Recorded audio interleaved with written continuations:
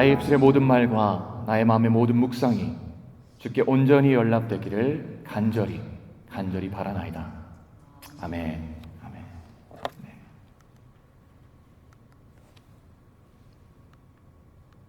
네. 저희는 지난주부터 대림절이라고도 불리는 대강절의 절기로 들어왔습니다. 우리 기다릴 대, 내릴 강, 이렇게 두 한자를 써서 부르고 있는 이 교회 절기를 우리는 흔히들 아기 예수님의 오시기를 기다림의 어떤 시즌으로 이해합니다. 하지만 전 수년간 이 대강절을 지켜오면서 또 대강절 예배를 인도하면서 아기 예수를 기다린다는 것이 도대체 잘 이해가 안 되는 거예요.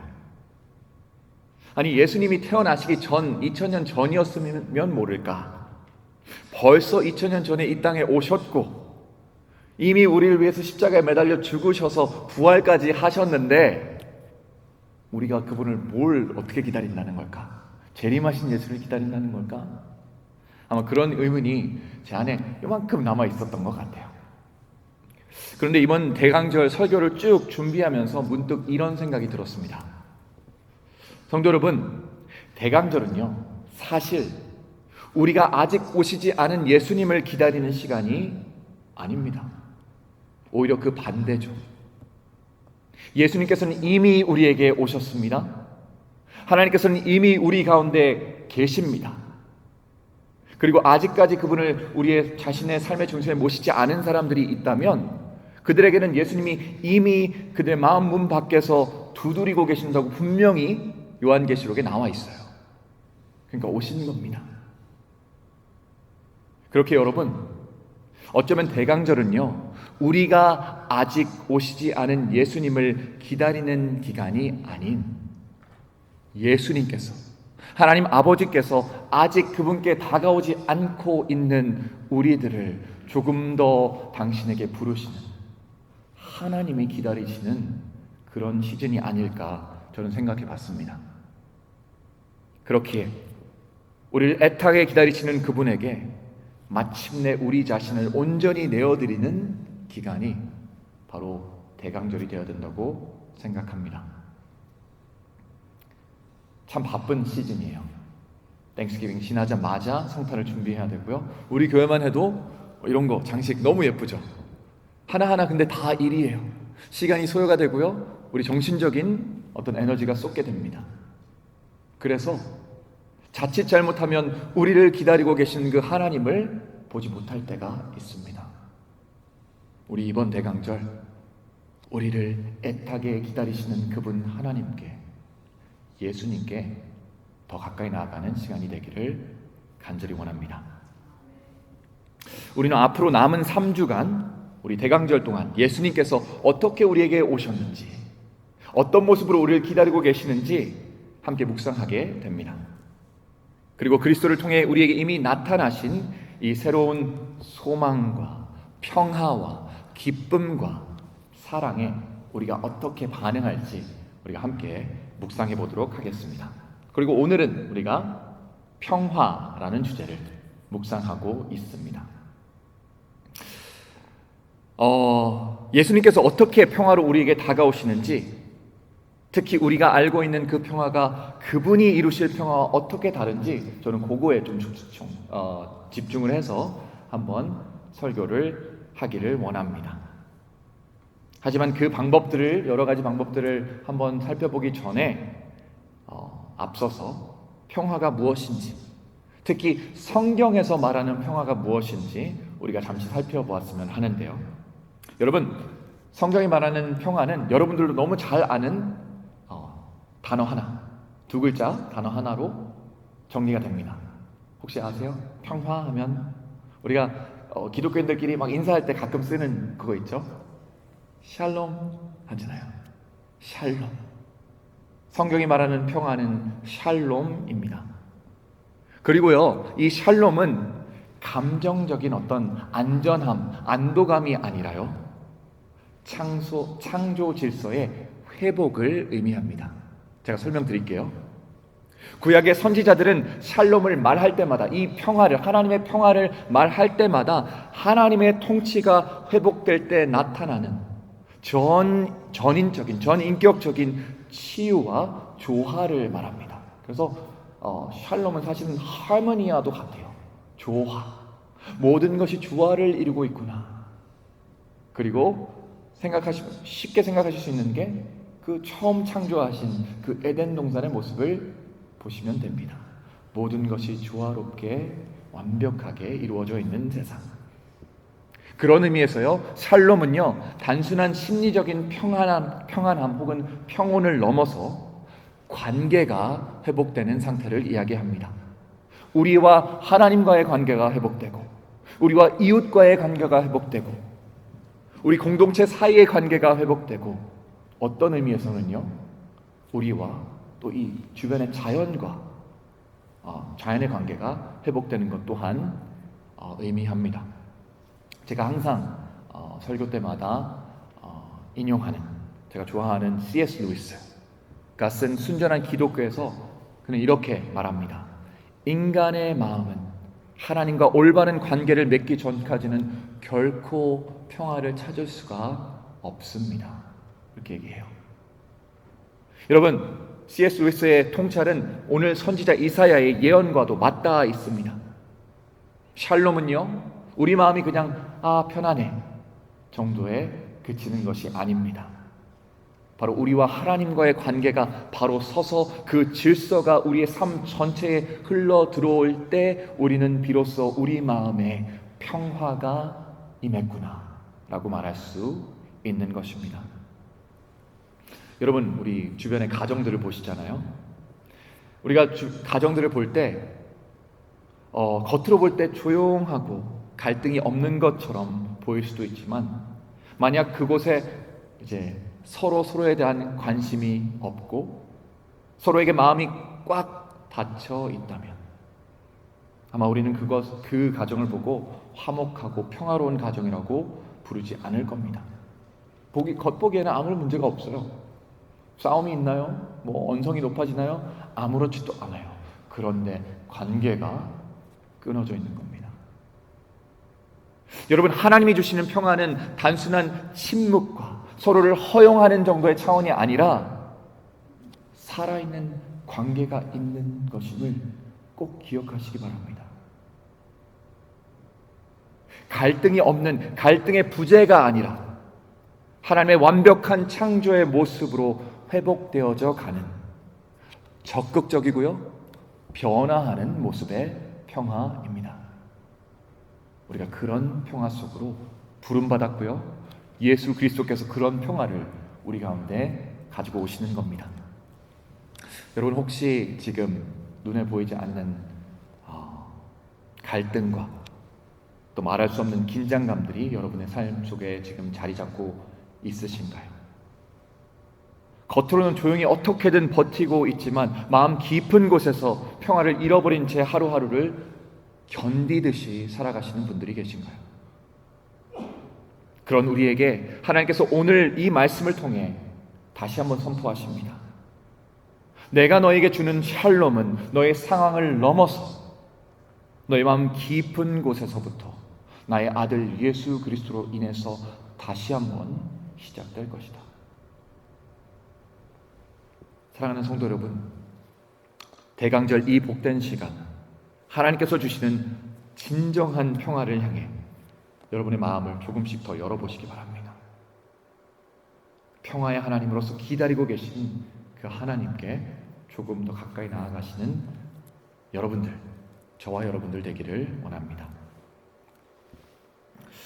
여러분, 평화는 다시 말하지만 언제나 관계에서 시작됩니다. 그리고 이 모든 관계 중에 특히 인간이 잃어버린 가장 근본적인 관계는 바로 하나님과의 관계입니다. 그리고 이것이 회복될 때 우리의 삶 가운데는 평화가 분명히 임할 겁니다.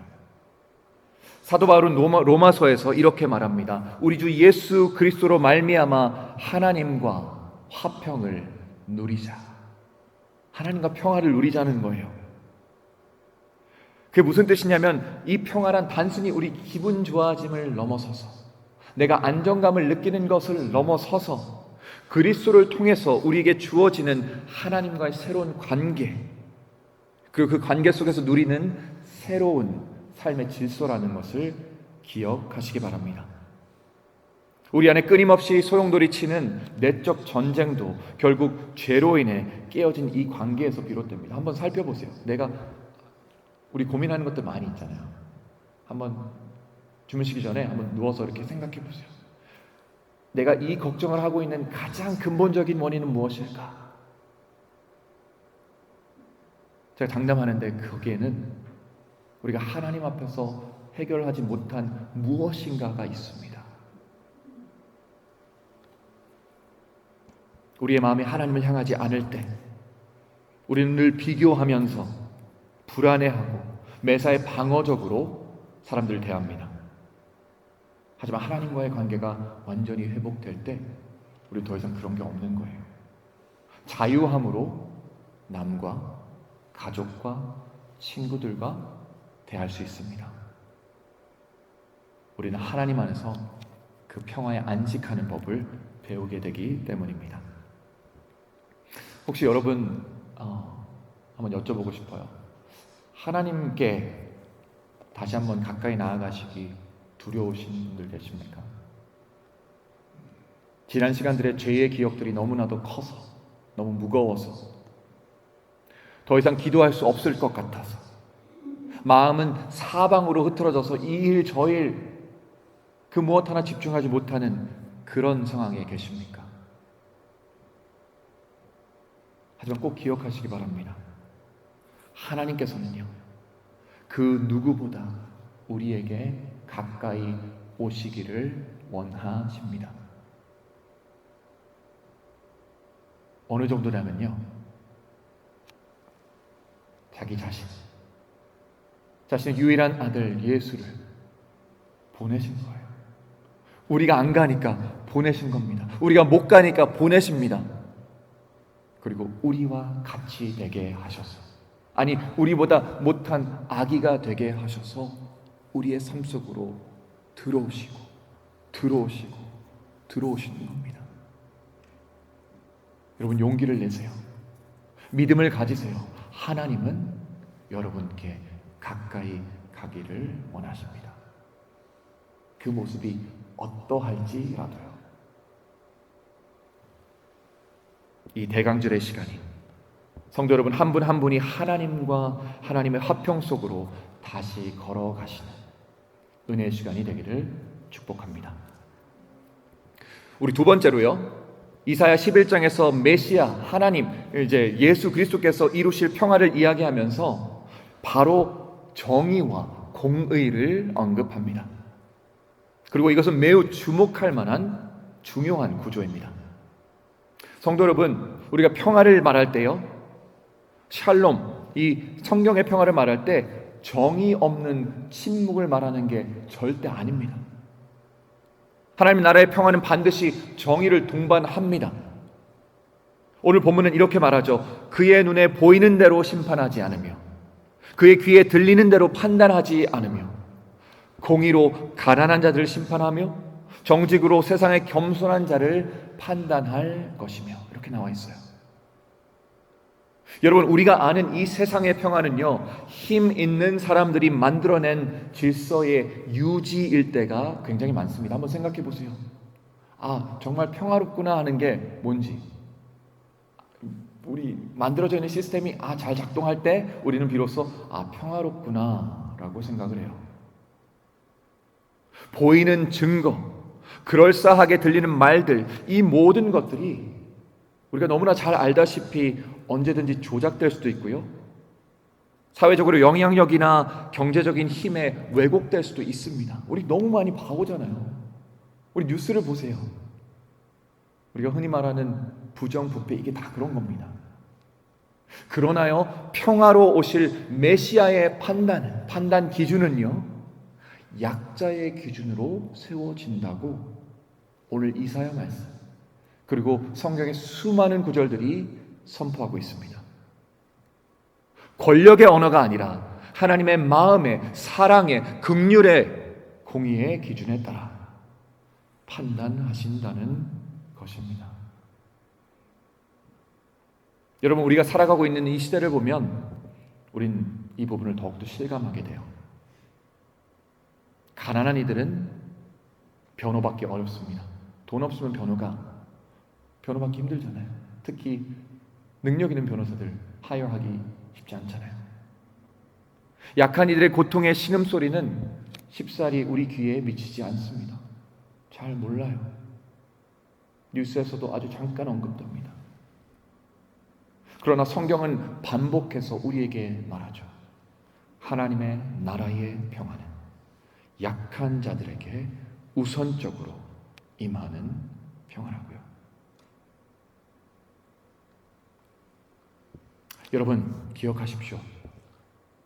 진정한 평화는요, 타협으로 만들어지는 것이 아니라 우리의 삶에 예수님의 의로움이 세워지며 우리가 그 의로움에 힘입어 행동하며 나아갈 때 비로소 세워지는 것임을 꼭 기억하시기 바랍니다.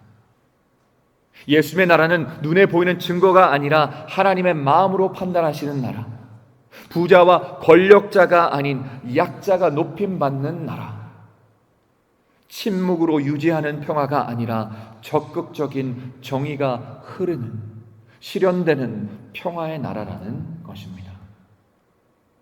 그리고 우리 예수님이야말로 이 세상의 모든 것을 하나님께서 의도하신 원래의 자리로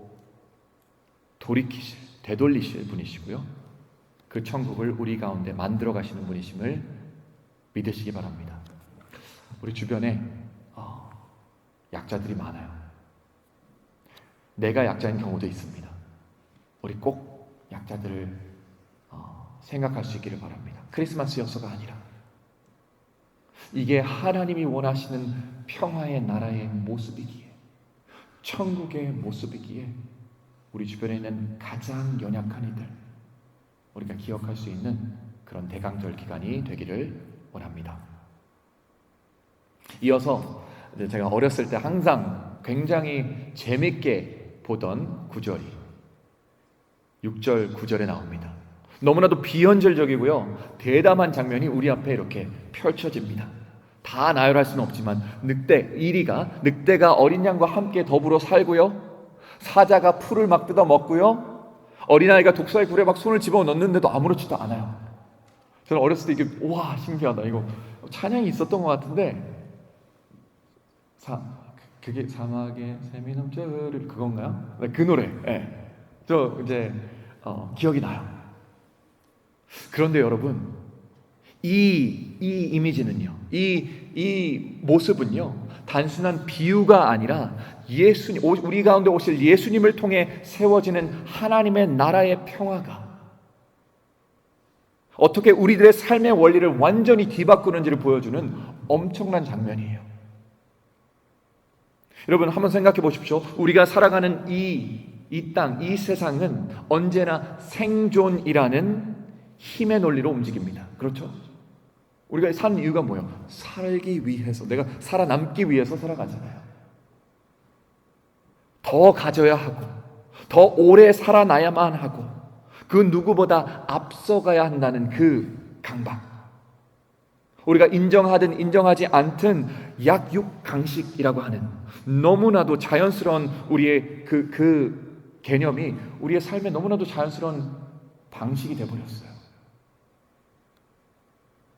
그러나 오늘 이사야서에서 선포하는 하나님의 나라에서는 이 본능적인 원리가 완전히 무너져 내립니다. 우리가 이 장면이 신기한 이유가 바로 그거예요. 이건 이상한데? 이상하다고 느끼잖아요. 그거 아닌데? 라고 느끼는 겁니다. 거기에는 더 이상 내가 살아남아야 한다는 두려움과 강박이 나를 움직이는 곳이 아닌 거죠. 그리고 우리가 쭉 읽어보면 그 아이가 그럴 수 있는 이유, 그 곰이 그럴 수 있는 이유, 그 늑대가 그럴 수 있는 이유는 삶의 목적이 뒤바뀌기 때문입니다. 본문은 그 이유를 이렇게 설명해요. 물이 바다를 덮음같이 여호와의 아는 지식이 세상에 충만할 것입니다. 이 일이 이루어졌을 때 이런 비현실적인 일들이 가능하게 된다는 겁니다. 여러분, 우리가 하나님을 아는 지식에 깊어질 때 우린 더 이상 누군가를 밀어내지도 않아도 되고요. 더 이상 누군가와 경쟁하지 않아도 됩니다. 그게 무슨 소용이야? 내가 하나님을 아는데. 누군가를 짓밟아야만 올라갈 수 있다고 믿지도 않습니다. 왜냐? 내가 그리스도, 하나님의 자녀인데 그리스도와 함께 공동 에어라고 하죠. 상속자인데 내가 굳이 왜 저 사람을 밟고 올라가야 되겠어? 하나님을 아는 지식이 우리의 삶을 주도할 때요, 우리는 비로소 온전한 샬롬의 삶, 예배의 삶, 평화의 삶을 살아가게 되는 겁니다. 여러분, 혹시 여러분들 중에 삶의 방식을, 철학을 잃어버린 분들 계십니까? 내가 왜 살고 있지? 잘 모르겠어. 내가 이렇게 오래 살았는데 도대체 왜 이렇게까지 살았는지 잘 모르겠어 하신 분들 계신가요? 무엇인가를 이루기 위해 쉼 없이 달려왔지만 여전히 마음은 공허하고 하루하루는 의미 없이 지나가는 것 같습니까? 우리 안에 하나님을 아는 지식이 흘러 들어오기 시작할 때 비로소 여러분들의 삶 속에 평화가 임할 겁니다. 삶의 이유와 목적이 그 제자리를 찾아갈 것이라고 저는 믿습니다. 하나님을 아는 것이 중요합니다. 지식 말고요. 하나님의 거룩한 존재가 내 안으로 들어오는 것, 우리가 임마누엘이 다 그거예요. 하나님의 지식이, 하나님의 영광이 그리스도를 통해서 우리 가운데 오시는 거잖아요. 임하시는 겁니다. God with us. 하나님이 우리와 함께 하십니다. 그 지식으로 가득해지시는 여러분들 되시기를 바랍니다. 마지막으로 우리 본문 10절은 메시아의 평화를 아주 우주적인 시야로 확장합니다. 그 날에 이새의 뿌리에서 한 싹이 나서 만민의 기치로 설 것이요 열방은 모든 나라들이죠. 그들에게 돌아오리니. 여러분, 이거 정말 이제 중요한 부분인데요. 우리는 한인교회입니다. 지금 보시면. 하지만 아시다시피 우리 교회에서는 한인자가 빠졌죠? 그냥 빠진 게 아닙니다. 우리가 목적이 있고 생각이 있기 때문에 그런 겁니다. 철학이 있기 때문에 그런 겁니다. 우리는 한인이 맞습니다. 하지만 우리가 섬기는 하나님께서는요, 한인들의 하나님이신가요? 맞기는 하지만 또 아니기도 합니다. 열방의 하나님이세요. 우주의 하나님이세요. 평화의 왕으로 오실 예수님은 특정 민족의 왕이 아니라 열방의 왕임을 꼭 기억하시기 바랍니다. 그리고 그분의 평화는요, 국경을 넘어서고요, 문화와 이념을 넘어서고요, 상처와 전쟁의 벽을 무너뜨리는 평화의 왕이십니다. 우리가 알다시피 인류 역사는 끊임없는 전쟁과 갈등으로 신음했습니다. 하지만 성경은, 그리고 예언자들은, 그리고 예수님께서는 우리들의 역사의 끝에 반드시, 이거는 그럴 수도 있고 아닐 수도가 아닙니다. 반드시 평화의 왕국이 세워질 것이라고 선언합니다. 열방이 그에게 온다고 이야기합니다.